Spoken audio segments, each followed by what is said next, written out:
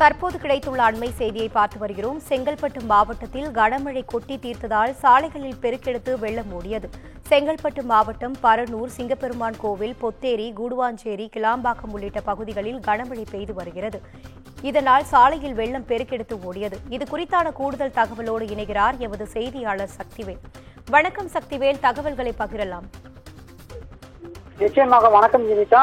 வடகிழக்கு பருவமழை துவங்கிய நிலையில் தமிழகத்தில் பல்வேறு மாவட்டங்களில் கன முதல் மிதமான மழை பெய்யக்கூடும் என சென்னை வானிலை ஆய்வு மையம் தெரிவித்திருந்தது. அதன்படி செங்கல்பட்டு மற்றும் அதன் சுற்றுவட்டார பகுதிகளான பரனூர், சிங்கப்பெருமாள் கோயில், மரமலை நகர், பொத்தேரி, கூடுவாஞ்சேரி, ஊரப்பாக்கம், கிளாம்பாக்கம் ஆகிய பகுதிகளில் கனமழையானது பெய்து வருகிறது. இன்று அதிகாலை முதலே வானம் மேகமூட்டத்துடன் காணப்பட்டதால் தொடர்ச்சியான கனமழையானது பெய்து வந்தது. குறிப்பாக இந்த செங்கல்பட்டில் 1 மணி நேரத்திற்கு மேலாக பெய்த கனமழையின் காரணமாக சாலையில் வெள்ளம் பெருக்கெடுத்து ஓடியது. குறிப்பாக அந்த செங்கல்பட்டு மதுராந்தகம் செல்லக்கூடிய சாலையிலும், அதே போல் செங்கல்பட்டு புதிய பேருந்து நிலையம் அருகே உள்ள அந்த பிரதான சாலையிலும் சுமார் 2 அடிக்கு மேல் மழைநீர் கழிவு நீருடன் கலந்து தேங்கியதால் வாகன ஓட்டிகள் மிகுந்த சிரமப்பட்டனர். நம்மால் அந்த காட்சிகளை பார்க்க முடிகிறது.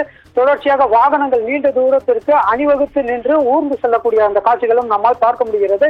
இதனால் போக்குவரத்து நெரிசல் ஏற்பட்டதோடு வாகன ஓட்டிகளும் பெரும் அவதிக்கு உள்ளாயினர். இனிதா,